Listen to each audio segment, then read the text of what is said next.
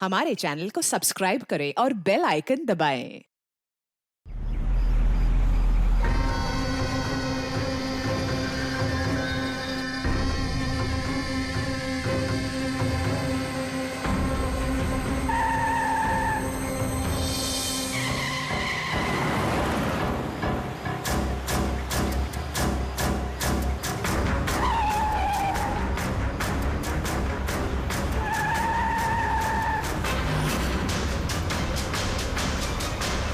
चलती गाड़ी में सोना अच्छी बात नहीं है।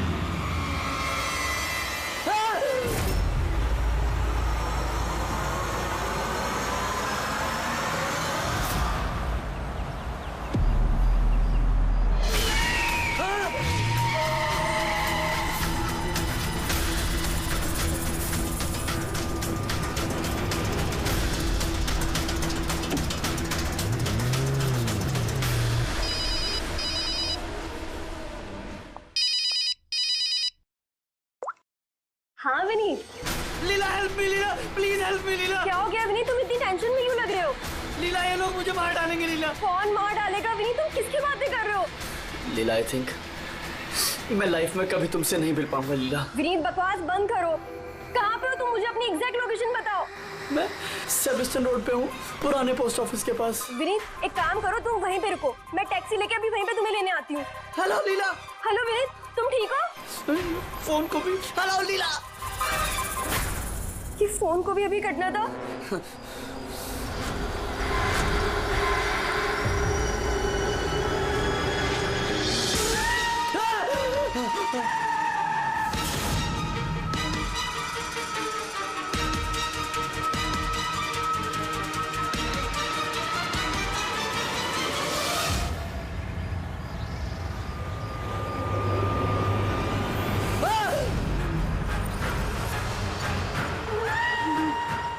भगवान प्लीज हेल्प मी, मुझे मेरे घर तक पहुंचा दो प्लीज।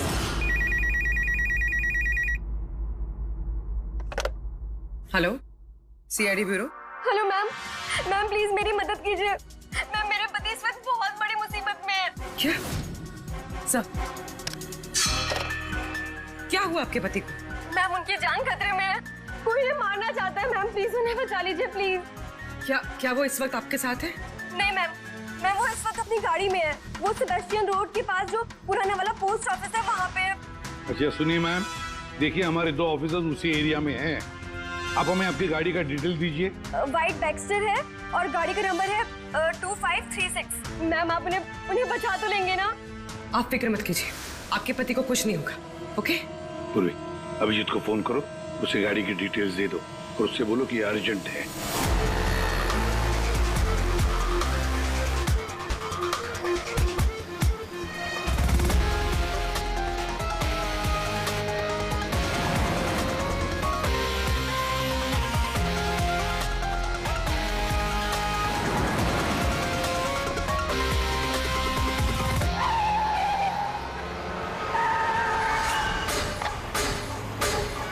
या यही नंबर है।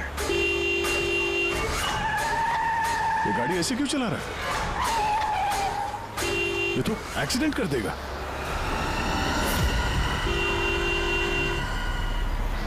मुझे माफ कर दो, मुझे माफ कर दो, मैं मरना नहीं चाहता, मुझे माफ कर दो। किससे बातें कर रहा है? गाड़ी में तो कोई नहीं है। अरे विनीत, किससे बात कर रहा है? गाड़ी में कोई नहीं है। अंधे हो तुम लोग, तुम्हें दिखाई नहीं दे रहा? इतने सारे लोग मुझे बुला रहे हैं। कर क्या रहा है ये? मुझे माफ कर दो, मैं मरना नहीं चाहता। पागल हो गया लगता है। विनीत, विनीत, विनीत, तुम्हारी जान को खतरा हो सकता है, रुक जाओ।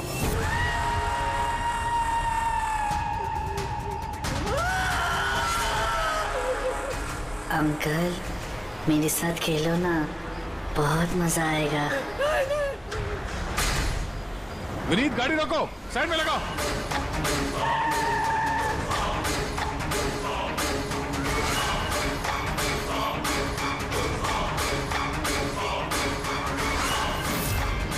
रुक जाओ विनीत, विनीत।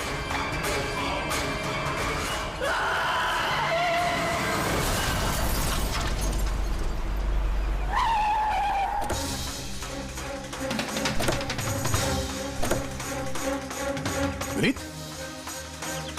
ओह नो, ये तो मर चुका है। स्मेल है।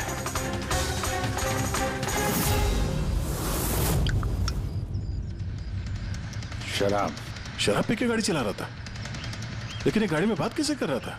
शराब के नशे में बड़बड़ा रहा होगा। शराब पी के तो यही होता है, एक्सीडेंट।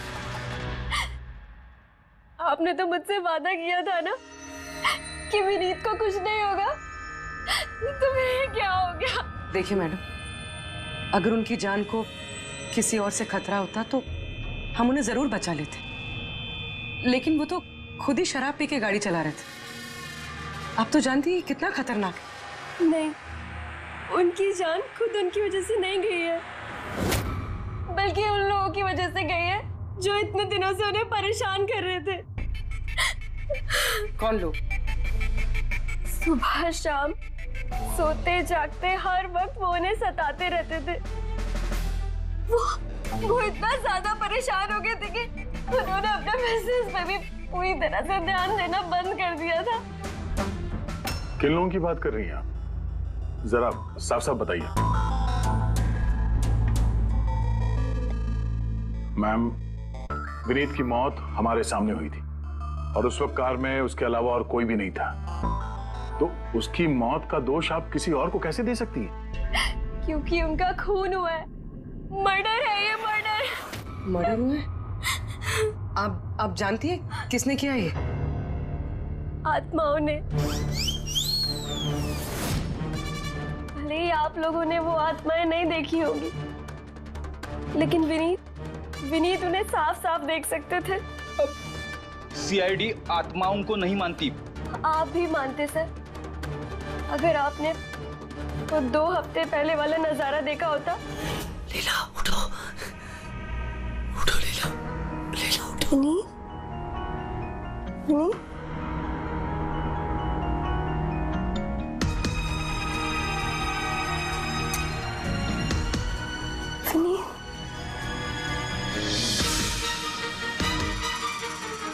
विनीत, लीला, क्या हुआ विनीत? वहाँ देखो, कबर्ड के ऊपर। क्या है वहाँ विनीत? लीला, कबर्ड के ऊपर मुझे घूर रहा है। लीला, मुझे सोने नहीं दे रहा वो। विनीत, वहाँ पे कुछ नहीं है, कुछ नहीं है वहाँ पे। तुमने ना जरूर कोई बुरा सपना देखा है। चलो आगे सो जाओ। मैंने कोई सपना नहीं देखा और वो देखो अभी भी घूर रहा है और तुमको दिख क्यों नहीं रहा यार? विनीत, वहाँ पे कुछ नहीं है। तुम्हारी तबीयत ठीक नहीं है विनीत, तुम आगे सो जाओ। चलो, कुछ नहीं है विनीत, मैंने ना बुरा सपना देखा इसलिए ये सब हो रहा है। सॉरी, मुझे माफ कर दो प्लीज। एक मिनट, ये विनीत किस चीज के लिए माफी मांग रहा था? ये तो मुझे भी नहीं पता सर। विनीत काम क्या करता था? सर, उनकी कंपनी हॉस्पिटल्स में मेडिकल इक्विपमेंट सप्लाई करती थी। आप श्योर है कि वो विनीत का खून आत्मा नहीं किया? सर, मुझे पहले तो नहीं लगता था, क्योंकि ना तो मैंने कभी कोई आत्मा देखी थी और नहीं कभी मैंने उनकी आवाज सुनी थी। लेकिन बाद में मुझे विनीत की बातों पे यकीन होने लगा कि वो सच कहता था।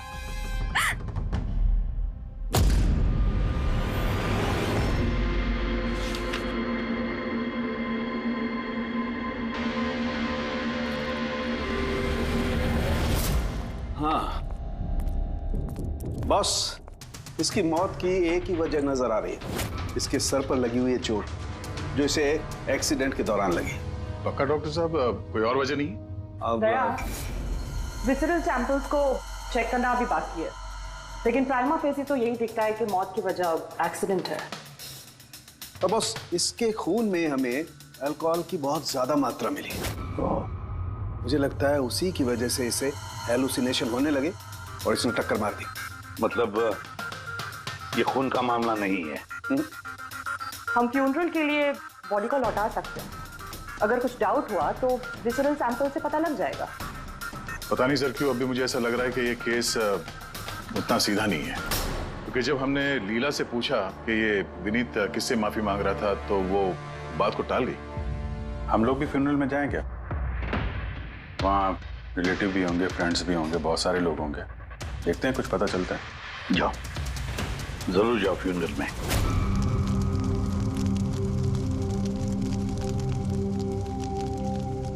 अच्छा हुआ मर गया।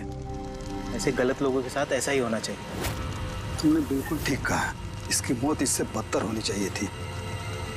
बस अब उस दिन का इंतजार है जब उन दोनों की भी चिता जलते हुए देखूंगा। उस दिन तुम सबको बहुत बड़ी पार्टी दूंगा मैं। क्या प्रॉब्लम क्या तुम्हारी? हाँ? यहाँ पर एक आदमी की चिता जल रही है, शौक मनाने के बजाय जश्न मनाने की बात करो तुम लोग।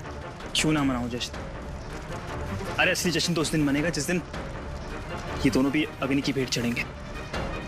वो दोनों अग्नि की भेंट चढ़े या ना चढ़े, तुम सीआईडी के हत्थे जरूर चढ़ोगे। सर अगर आप लोग सीआईडी से हैं तो आपको मुजरिमों का साथ देने के बजाय हम लोगों को इंसाफ दिलाना चाहिए सर। एक मिनट, कहना क्या चाहते हो? पूरी बात बताओ। सर मेरा नाम रोहित है और मेरे पिताजी पर्पल हॉस्पिटल में एडमिट थे। डॉक्टर सर वो वेंटिलेटर पे। डॉक्टर, नर्स डॉक्टर का रिलैक्स। मेरे पिताजी मर रहे हैं वहाँ पे, प्लीज डॉक्टर को बुलाइए प्लीज। क्या हुआ? क्यों शोर मचा रहे हो? शोर न मचाऊं तो क्या करूं? मेरे पिताजी मर रहे हैं वहाँ पर और आपके साथ यहाँ बैठकर मक्खियाँ मार रहे हैं। आप शांत हो जाइए प्लीज। आप जाइए पेशेंट के पास, हम आते हैं। मैम प्लीज जल्दी कीजिए प्लीज। हाँ मैम गजब हो गया, सारे के सारे वेंटिलेटर्स एक एक करके बंद हो रहे हैं। यस मैम, हमारे 2 इंटर्न्स मैनुअली ऑक्सीजन दे रहे हैं कुछ पेशेंट्स को। मैम हर पेशेंट के साथ ऐसा नहीं हो सकता, अगर वेंटिलेटर्स ठीक नहीं हुआ तो पेशेंट मर जाएंगे। धीरे बोलो। अरे ये हॉस्पिटल के रेपुटेशन का सवाल है, अगर मरीजों के घर वालों को पता चल गया है ना फिर बवाल हो जाएगा। डॉक्टर आप प्लीज 2 मिनट का वक्त दीजिए, हम सोल्यूशन। मैम एक एक करके सारे वेंटिलेटर्स बंद हो रहे हैं। बाकी के वार्ड्स में चेक करो। Okay ma'am. अरे वो सप्लायर विनीत को फोन करो ना, वो ही अभी कुछ कर सकता है। बस टेंशन लेने की जरूरत। डॉक्टर महक, हुआ क्या है ये सर? सर वेंटिलेटर बंद हो रहे हैं सारे। आप प्लीज शांत रहिए, मैं बात करती हूँ ना। सर एक एक करके सारे वेंटिलेटर्स बंद हो गए। क्या ऐसे कैसे हो सकता है? तो किसी हॉस्पिटल में फोन करो ना, वहां से मंगवाओ। अरे राजा फोन लगाओ और मैं एक काम करूँ, टेक्नीशियन जो यहाँ पर है उसको बुलाओ। राजा क्या हो गया तुम्हें? तुम्हें सुनाई नहीं देता सर क्या आप कह रहे हैं? आप लोग क्या डिस्कशन में टाइम वेस्ट कर रहे हैं? मेरे पिताजी मर जाएंगे वहाँ पर। प्लीज जल्दी आइए प्लीज। हम बस आते ही हैं please. Ma'am very bad news. 2 patients की जान चली गई है, 5 पेशेंट्स बहुत क्रिटिकल कंडीशन में हैं। सर अगर आज हम लोगों का परिवार हमारे साथ नहीं है तो उसके जिम्मेदार सिर्फ और सिर्फ ये 3 लोग हैं, विनीत, महक और राजा। ये विनीत तो इक्विपमेंट सप्लाई करता था ना? जी सर। और ये महक राजा? सर जिस दिन ये हादसा हुआ उस दिन महक डॉक्टर इंचार्ज थी और राजा हॉस्पिटल का एडमिन संभालता था। ये सिर्फ राजा और महक आए हॉस्पिटल से या और लोग भी आए वहाँ के? आए ना सर, वो हेड नर्स परिणीता, वो शेखर जो कि मेंटेनेंस में है, और वो डॉक्टर केदार इस हॉस्पिटल के मालिक। ठीक है, अभी शांत हो जाओ। हम इस मामले के तह तक जाएंगे। अगर तुम्हारे पिताजी के साथ नाइंसाफी हुई है तो उन्हें इंसाफ जरूर मिलेगा।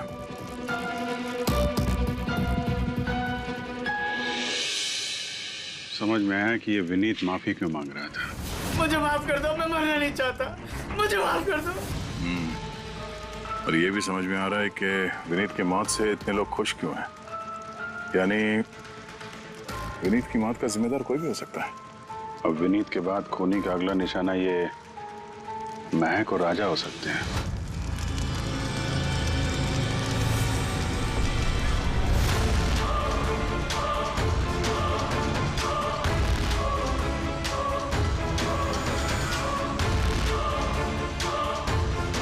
मुझे माफ कर दो। तुमने मुझे क्यों मरने दिया? मेरा पीछा मत करो।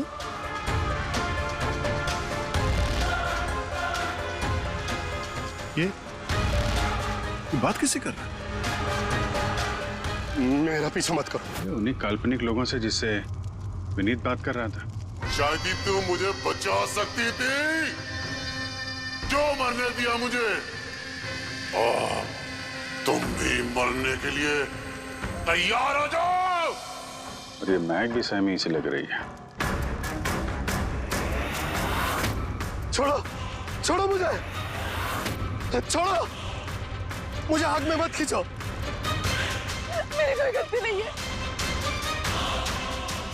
छोड़ो, छोड़ो, छोड़ो, छोड़ो मुझे, छोड़ो, छोड़ो, मत खींचो मुझे आग में, छोड़ो। क्या कर रहे हो? इधर आओ। क्या कर रहे हो यार? हैं? मैं बस परेशान हूँ, इसमें आप लोग क्या कर सकते हैं? मुझे खुद ही निपटना होगा अपनी परेशानी से। आप इधर आओ, थोड़ा दूर हट जाओ इधर से। तो बहुत सारे लोग हैं जो विनीत की मौत की खबर सुनकर खुश हो गए हैं। हाँ सर, और अब वो महक और राजा की मौत की खबर सुनना चाहते हैं। राजा और महक, इनका बर्ताव भी कुछ नॉर्मल नहीं लग रहा था सर। काफी डरे डरे से लग रहे थे, विनीत की तरह। सर, विसरल सैंपल्स की रिपोर्ट आ गई है। ग्रेट। कोई गड़बड़ है? हाँ। एक आम इंसान का खून जितना लाल होता है, विनीत का खून उससे बहुत ज्यादा लाल था। ओह, अब समझ में आया कि विनीत को आत्माएं क्यों नजर आ रही थी। क्यों सर? पूर्वी, जब इंसान का खून जरूरत से ज्यादा लाल हो तो इसका मतलब ये होता है कि वो इंसान बहुत ज्यादा लंबे समय तक कार्बन कंपाउंड के संपर्क में रहा, और इस कार्बन कंपाउंड की वजह से ही उसे हेलुसिनेशन आते हैं, जबरदस्त किस्म के। तो मतलब किसी ने जानबूझकर विनीत को इस कार्बन कंपाउंड के संपर्क में लाया हो, जिसकी वजह से विनीत की दिमागी हालत खराब हो गई, जो उसकी मौत का कारण भी बन गई। सर, खूनी को ये कार्बन कंपाउंड मिला कहां से होगा? हमारे आसपास हर जगह कार्बन कंपाउंड फैला हुआ है। मॉडर्न जिंदगी में हम जितनी भी मशीनों का इस्तेमाल करते हैं, वो सब की सब, लगभग सब की सब कार्बन कंपाउंड निकालती हैं। हाँ, कोई भी मशीनों के साथ छेड़खानी करके ऐसी साजिश कर सकता है। तो कार में बैठने के ठीक पहले विनीत ऐसे किसी केमिकल के संपर्क में आया होगा, इसकी वजह से उसे ये हेलुसिनेशन वगैरह हो रहे थे। बिल्कुल बॉस, गाड़ी के एग्जॉस्ट सिस्टम को चेक करना चाहिए, गड़बड़ वहीं हुई है।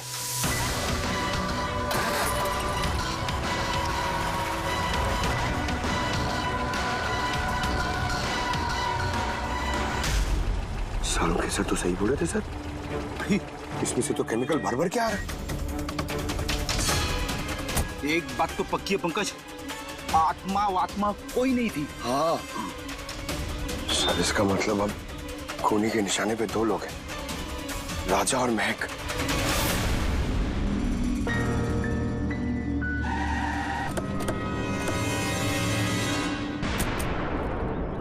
फ्यूनरल में राजा का बर्ताव ठीक नहीं था, अभी भी उसकी मानसिक स्थिति ठीक नहीं है।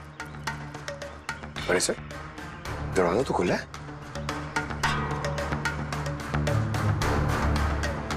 ये खूनी राजा तक पहुंच तो नहीं गया? ये क्या माहौल है? कैंडल्स,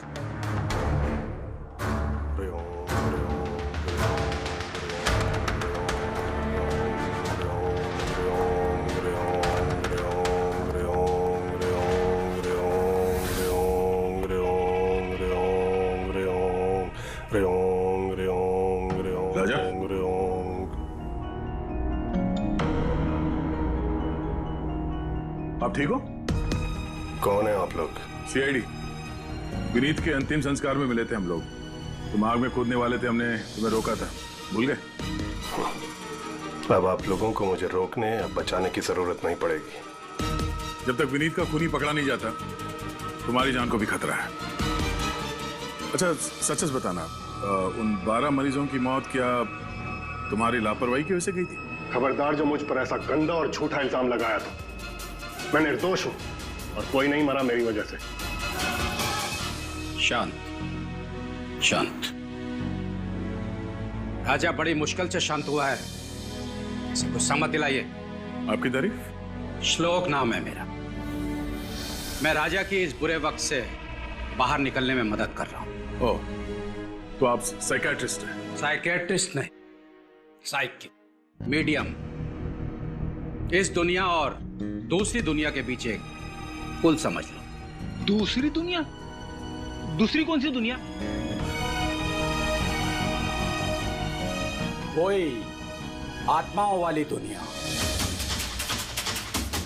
वैसे हम भी एक पुल है, मुजरिमों की दुनिया से लेके जेल के अंदर सलाखों के पीछे तक पहुंचाने का पुल। पर सर, आप मुझे सलाखों के पीछे क्यों डालना चाह रहे हैं? मैं तो राजा की आत्माओं से बचाने में मदद कर रहा हूँ।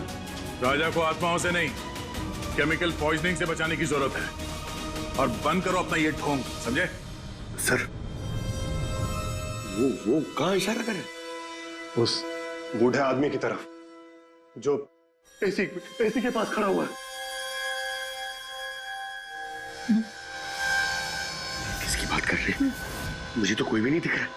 मुझे भी नहीं दिख रहा है। मानो या ना मानो, इस कमरे के अंदर कोई शक्तिशाली आत्मा है जो राजा को नुकसान पहुंचाना चाहती है। अभी पता चल जाएगा।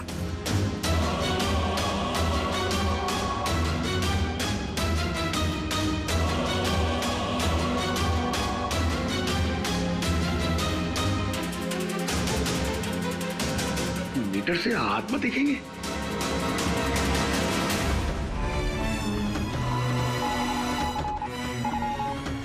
देखा, वो आत्मा एसी के पास ही है। मेरी ईएमएफ मशीन झूठ नहीं बोल सकती।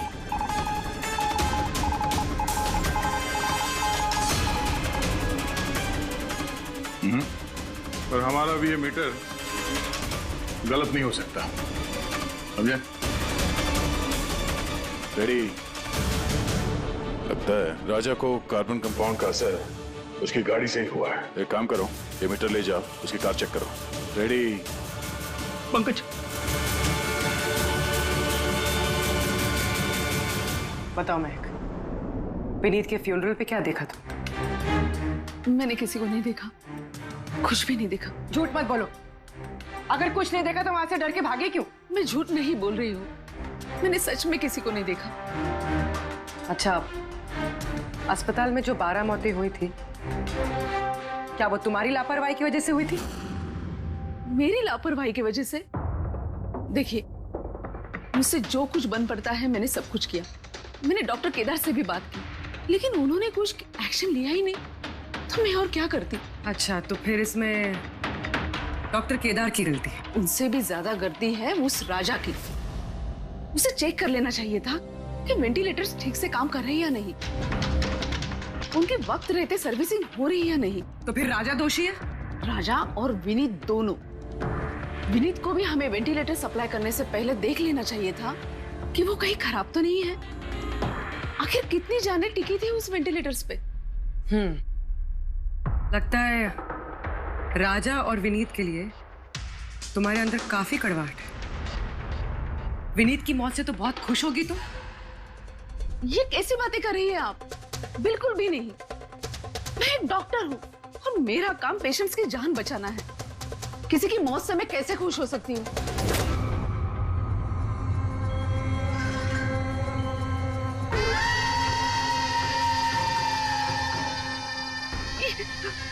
वो आ गया, वो आ गया,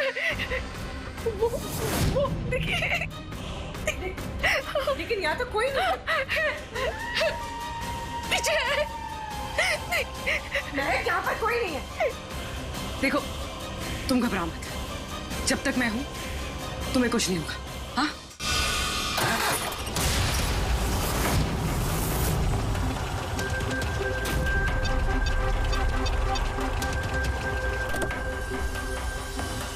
कार के एसी में तो कार्बन कंपाउंड नहीं है।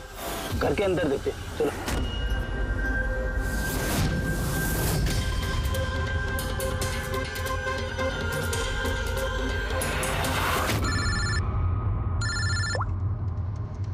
हाँ पूर्वी, महक के घर पे कोई केमिकल नहीं मिला? ठीक है, जब तक वो खूनी पकड़ा नहीं जाता तुम उसके साथ ही रहो, ठीक है? सर, हाँ, कार्बन कंपाउंड यहाँ पे भी नहीं है। कहीं कोई केमिकल नहीं मिलेगा। विज्ञान की दुनिया और केमिकल की दुनिया के अलावा भी कोई दूसरी दुनिया है, मानो या ना मानो। चुप, वो बंद। और जब तक बोलने को नहीं कहा जाए मुंह खोलना नहीं। राजा जी, आपको डरने की कोई जरूरत नहीं है। हम लोग हैं यहाँ पर, जब तक वो खूनी पकड़ा नहीं जाता सीआईडी आपके साथ ही रहेगी। मुझे सीआईडी की जरूरत नहीं है, ये है ना मेरी सुरक्षा करने के लिए। यार ये कैसे हो सकता है? ना राजा के घर में केमिकल मिला, ना महक के घर में केमिकल मिला, कैसे हो सकता है? सर हमने राजा के घर को अच्छी तरह से चेक किया, एक एक कोना देखा, गाड़ी भी चेक की, कहीं कुछ नहीं मिला। हाँ मगर दया, अगर कोई केमिकल का इस्तेमाल ही नहीं हुआ है तो फिर राजा और मैं को हेलुसिनेशन हुए कैसे? कोई तो वजह होनी चाहिए। और सर जिस तरीके से विनीत के कार के एसी में केमिकल का इस्तेमाल किया गया है, ये किसी नौसिखिया का काम नहीं लगता है, तो कोई एक्सपर्ट। एक काम करते हैं, बनने वालों के घरों में देखो, शायद कोई ऐसा आदमी हो जो केमिकल्स के बारे में अच्छी जानकारी रखता हो, कोई केमिकल्स में एक्सपर्ट। और हाँ, हॉस्पिटल के उस स्टाफ को बुलाओ, चीफ नर्स जो है ना, हेड नर्स परिणीता, फिर हेड टेक्नीशियन शेखर और मालिक केदार, तीनों को बुलाओ। सर देखते हैं।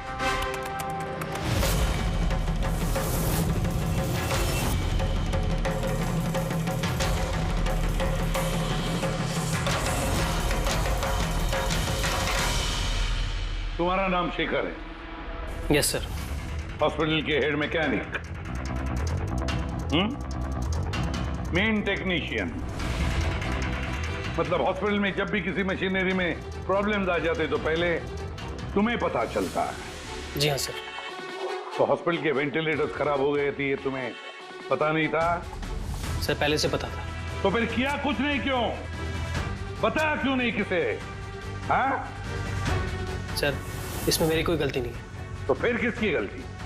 सर मैंने महक को पहले से ही बता दिया था वेंटिलेटर्स के बारे में, कि वेंटिलेटर्स में प्रॉब्लम हो रही है और वो कभी भी खराब हो सकते हैं। तो ये वेंटिलेटर्स बंद होने से पहले तुमने बताया था?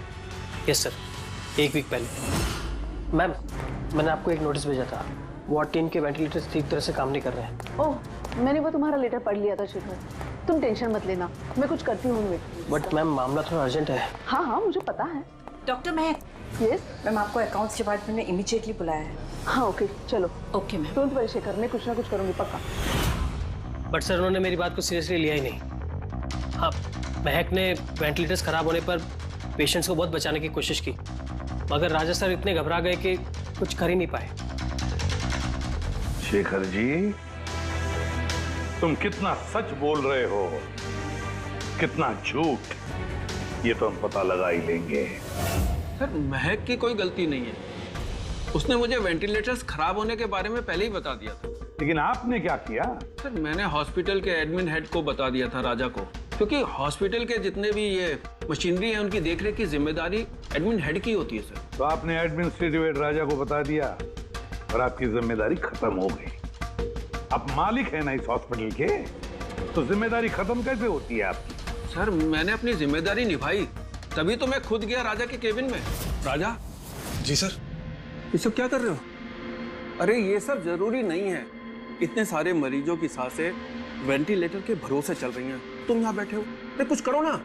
जी सर, मैं अभी सप्लायर से बात करके वेंटिलेटर बदलवा देता हूँ। प्लीज प्लीज जल्दी करो। जी सर मुझे समझ में नहीं आ रहा कि उन्होंने वेंटिलेटर्स बदलवाए क्यों नहीं।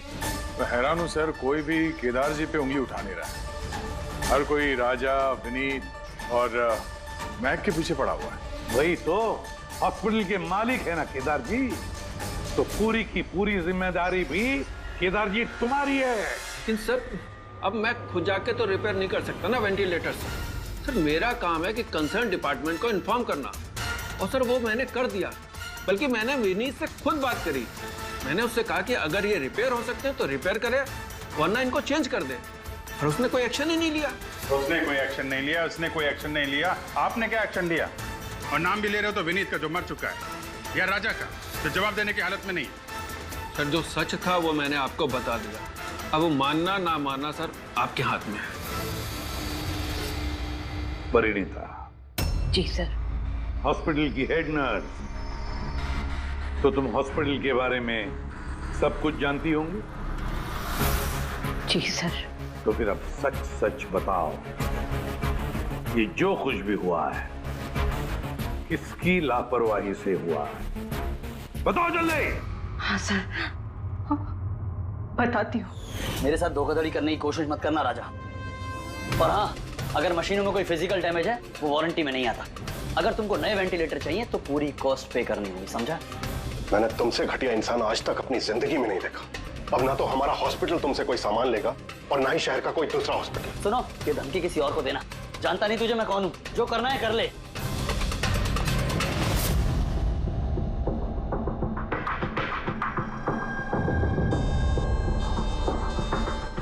ये जो कुछ भी हुआ है इस राजा और विनीत के झगड़े की वजह से हुआ है।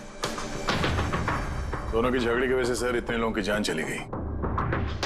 राजा को नए वेंटिलेटर का इंतजाम तुरंत करना चाहिए था। सर इन मरीजों के परिवार वालों में से 3 लोग ऐसे हैं जिन्होंने केमिकल इंजीनियरिंग की है। अच्छा 3 लोग, तो फिर उनकी कुंडली निकालो, देखते हैं।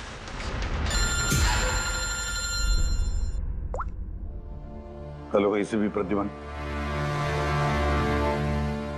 बहुत ठीक है, हम अभी पहुंचते हैं। क्या सर? राजा की मौत हो गई।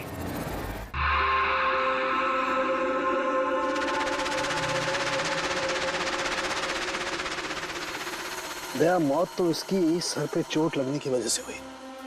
लगता है छत से कूद गया ये। जरूर हेलुसिनेशंस इतने भारी पड़ गए होंगे कि तिल मिलाकर राजा ने ऊपर से छलांग लगा दी।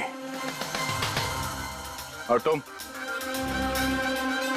ख्याल रखने वाले थे ना इसका? ये ख्याल रखा तुमने? हाँ? सर राजा तो एकदम शांत तरीके से सो गया था। मुझे क्या पता था कि अचानक उठ जाएगा और खुदकुशी कर लेगा। जिस वक्त ये सब हुआ तुम कहाँ थे? हाँ? सर मैं दूसरे कमरे में सो रहा था, तभी मुझे राजा के जोर जोर से चीखने की आवाज सुनाई दी। मुझे इन आत्माओं को नहीं झेलना, मुझे इसे निजात चाहिए, आजादी चाहिए। और जब तक मैं इसके पास पहुंचता ये छत से कूद गया साहब। वाह क्या बात है, राजा को अकेले छोड़कर तुम घोड़े बेच के सो रहे थे? हाँ? मैंने तो कमर कस ली थी कि नहीं सोऊंगा, पर न जाने कैसे नींद आ गई। जरूर मुझे उन आत्माओं ने सुला दिया होगा। आप ये देखिए सर, मीटर की रीडिंग भी कितनी बढ़ गई है। मुझे मेरी तबीयत भी कुछ कमजोर लग रही है सर। अगर दोबारा ये मीटर दिखा दिया ना मुझे तो याद रख। एक मिनट दया, एक मिनट भाई, जरा मीटर देना मुझे। ये लीजिए। ये मीटर मैं रख लेता हूँ। हाँ? तुम्हें लौटा दूंगा बाद में। जी सर, पर दे दीजिएगा। हाँ जरूर दे दूंगा। अभी एक काम करो, अभी तुम घर जाके थोड़ा आराम करो। थक गए हो ना, बहुत कमजोरी होगी तुम्हें। हाँ? जी सर। बराबर सोए नहीं, जाओ आराम करो। ये क्या डॉक्टर साहब, उसे जाने दिया और ये मीटर रख लिया? दया, ये मीटर जो है ना, ये बड़े काम की चीज है।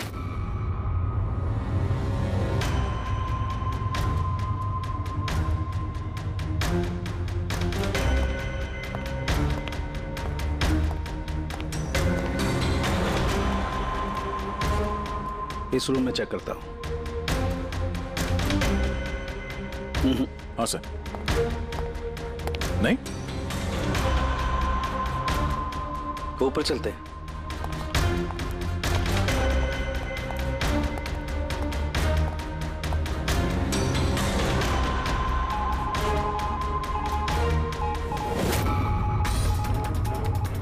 ये सलून सर आराम से, ये नीडल तो जंगली घोड़े की तरह भाग रहा है।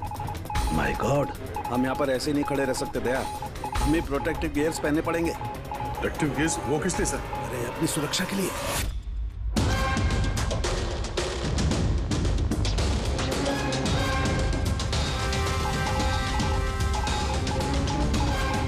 ये देखो, सबसे ज्यादा मीटर रीडिंग यहीं पर है, इस एसी के नीचे। मतलब सर वो पंकज, खबरदार जो आत्मा का नाम भी लिया तो।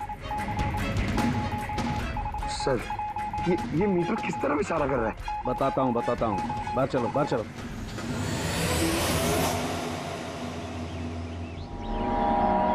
देखा दया, ये है EMF, इलेक्ट्रोमैग्नेटिक फील्ड डिटेक्ट करता है ये। इलेक्ट्रोमैग्नेटिक फील्ड्स, ये तो आजकल सभी इलेक्ट्रॉनिक अप्लायंसेस में होता है सर, टीवी, फ्रिज, एसी में। बिल्कुल दया, लेकिन उन अप्लायंसेस का EMF हिडन होता है, छिपा हुआ होता है, ताकि लोगों पर बुरा असर ना हो। कैसा बुरा असर? इसकी वजह से लोगों को नौशिया हो सकता है, जी घबरा सकता है, बेचैनी हो सकती है, और अगर ज्यादा देर तक संपर्क में रहे तो हेलुसिनेशन होना भी कोई बड़ी बात नहीं है। ओह, मतलब राजा को ये हेलुसिनेशन किसी केमिकल की वजह से नहीं हुआ है, अपने घर के इलेक्ट्रॉनिक अप्लायंसेस की वजह से हुआ है, क्योंकि उसका वो EMF ढका हुआ नहीं था। बिल्कुल। इसका मतलब है सर किसी ने ये जानबूझ के छेड़छाड़ की है इसमें? हो सकता है दया, वैसे ही राजा को अंदर से पछतावा महसूस हो रहा था, दुखी था बेचारा कि वो मरीजों को बचा नहीं पाया, इसीलिए हेलुसिनेशन उसे पछतावे के रूप में दिखाई देने लगे। शायद इसी पछतावे की वजह से इस विनीत की भी मौत हो गई। बिल्कुल। और वो अशोक, उससे भी कमजोरी इसीलिए महसूस हो रही थी क्योंकि वो भी काफी देर तक इस ईएमएफ के संपर्क में था। यहाँ पे वो कार्बन कंपाउंड नहीं मिला घर में। मिलेंगे कैसे थे? क्योंकि यहाँ तो ईएमएफ का इस्तेमाल हो रहा था और सबसे ज्यादा रीडिंग मुझे बेडरूम के एसी में मिली।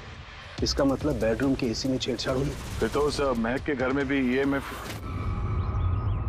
ओह नो, हमें तुरंत पूरी को इन्फॉर्म करना होगा।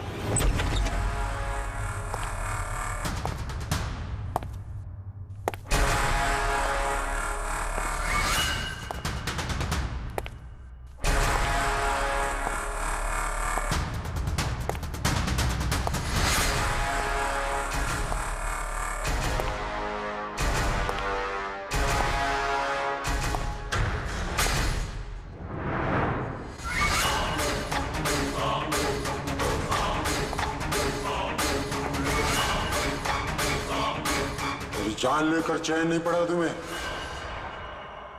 जो फिर से मुझे मारने आई हो।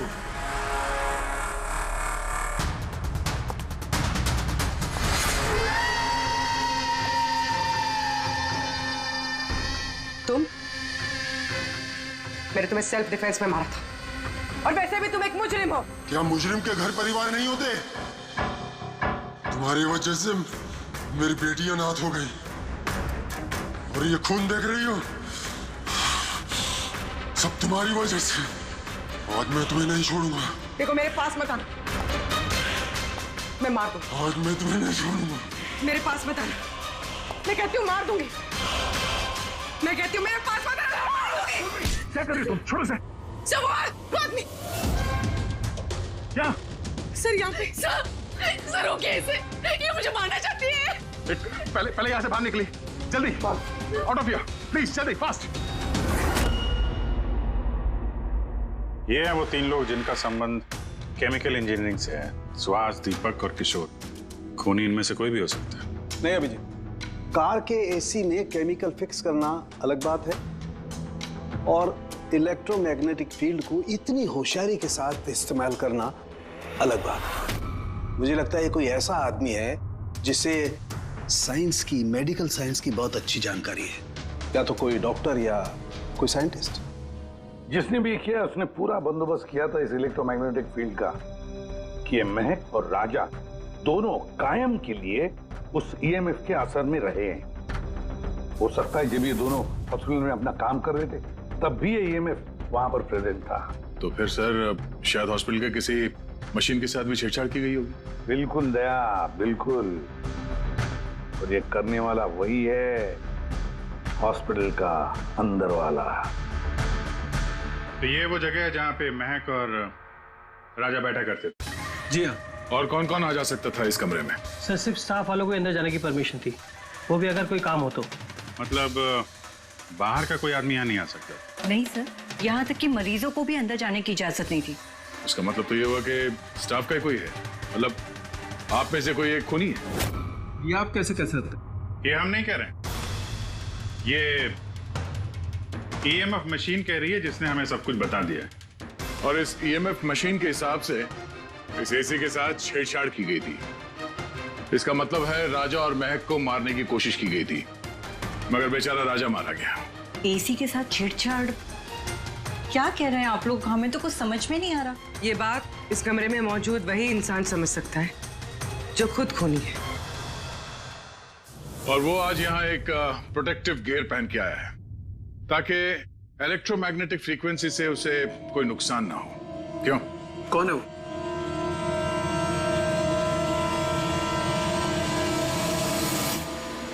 यहाँ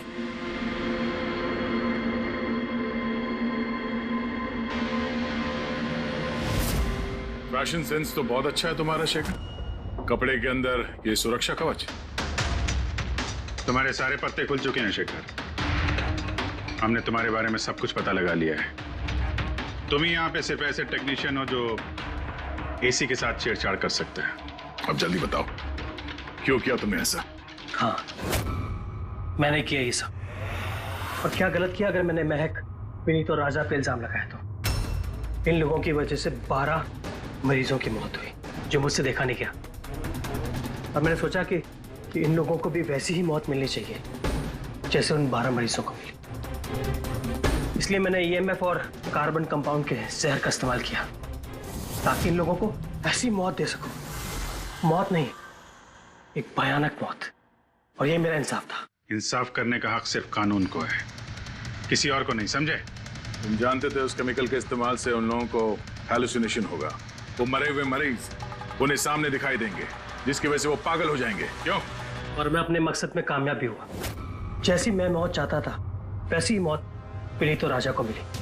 मगर अफसोस, महक को आपने एंड मोमेंट पे बचा। कामयाब तो तुम तब होते हैं जब बिना कोई जुर्म किए उन्हें उनके अंजाम तक पहुंचाते हैं। क्या फर्क रह गया तुम में और उन दोनों में? अब तुम भी एक हत्यारे हो। तुम्हें क्या सजा मिलेगी इसका फैसला तो अब अदालत ही करेगी। For more updates, subscribe to our channel, click the show links and enjoy watching the videos.